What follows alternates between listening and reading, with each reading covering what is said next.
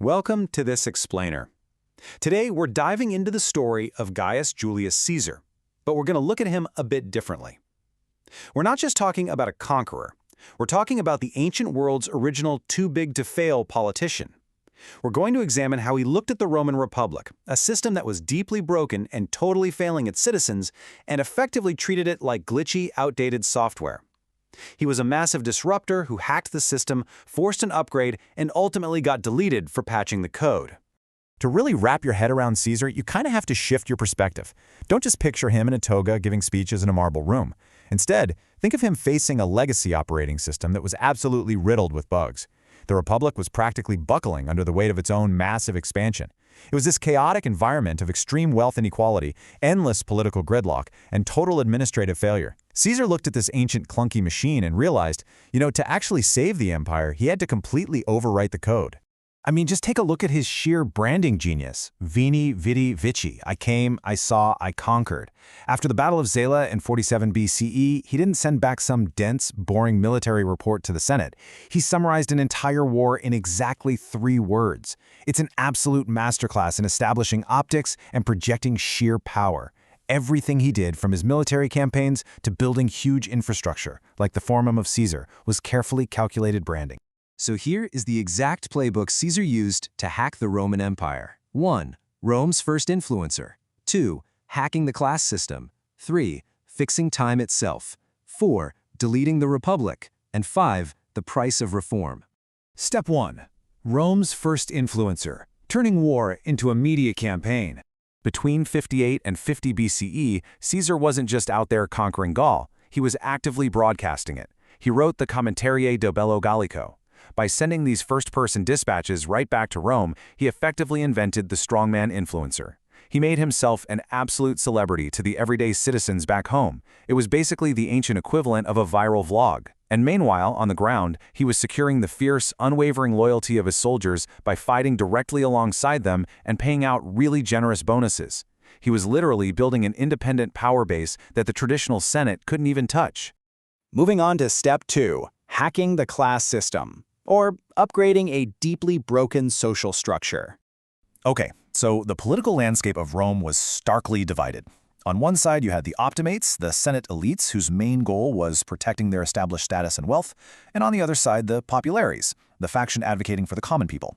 Now, what's really fascinating here is that Caesar was actually born a patrician in 100 BCE.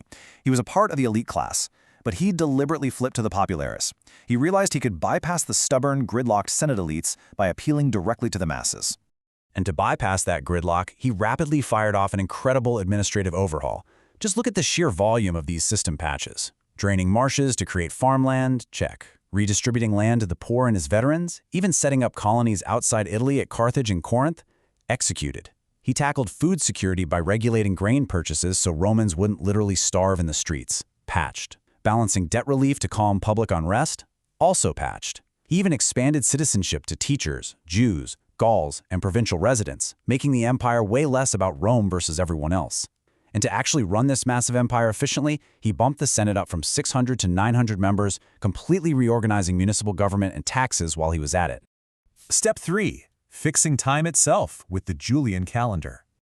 Before Caesar came along, the Roman calendar was an absolute mess. It was based on a 355-day year. The priests were supposed to be in charge of randomly adding intercalary months to keep the calendar aligned with the seasons.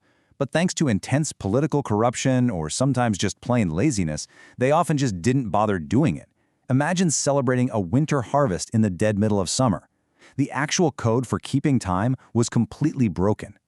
So the crucial point here is how he fixed it. Caesar didn't just guess or tweak it. He sought out the best technical advice available in the world, consulting the Egyptian astronomer Sosigenes.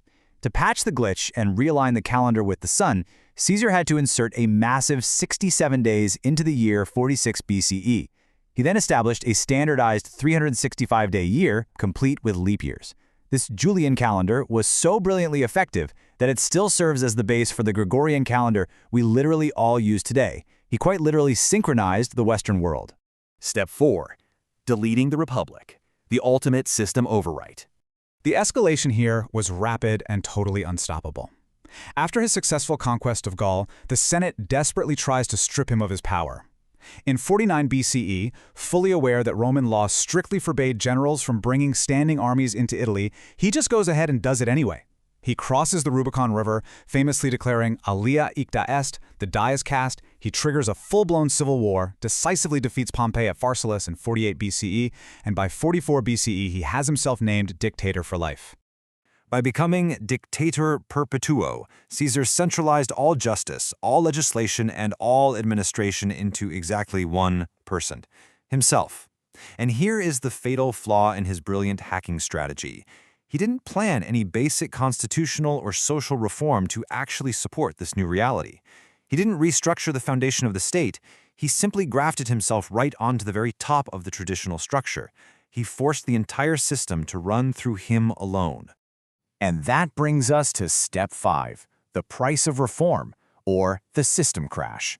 If Caesar was successfully solving the state's most deeply rooted problems, feeding the poor, expanding citizenship, stabilizing the economy, even fixing the calendar, we really have to ask, why did senators like Brutus and Cassius go out of their way to orchestrate his assassination? Well, the stark truth is that Caesar was functioning at a level of efficiency and foresight that the old republic simply couldn't handle. He was too competent, too popular, and arguably way too early. The source material notes that the traditional elites, the optimates, were absolutely terrified of losing their status and chose to protect their privilege at the cost of stability. Rome was functionally an empire already, but it just wasn't ready to admit it needed a king. On March 15, 44 BCE, the infamous Ides of March, they stabbed him 23 times. They honestly truly believed that by deleting Caesar, they would magically restore the old republic and their cherished privileges along with it. But the ironic result? They merely accelerated the system crash. The resulting power vacuum and the civil wars that followed paves the exact way for his adopted heir, Octavian, to become Augustus, the first true Roman emperor in 27 BCE. And this illustrates a pretty tragic historical loop, doesn't it? You try to fix the broken system, and the system destroys you for threatening the status quo. Caesar tried to give land, food, and citizenship to the everyday people, and the elite killed them for it. But then, the system happily turns around and profits off your genius. The name Caesar evolved into Kaiser and Tsar, and the guy literally owns the month of July. We see this exact same pattern with visionaries across time, from Beethoven to Mozart to Tesla. To wrap up this explainer, I want to leave you with a provocative thought to chew on. We've seen how Caesar hacked an ancient, failing system only to be destroyed by the very elite he was trying so hard to bypass. So if fixing a broken system inevitably destroys the fixer, is progress always destined to require a sacrifice? Thanks for joining me as we explored this fascinating historical blueprint. Keep questioning the systems around you.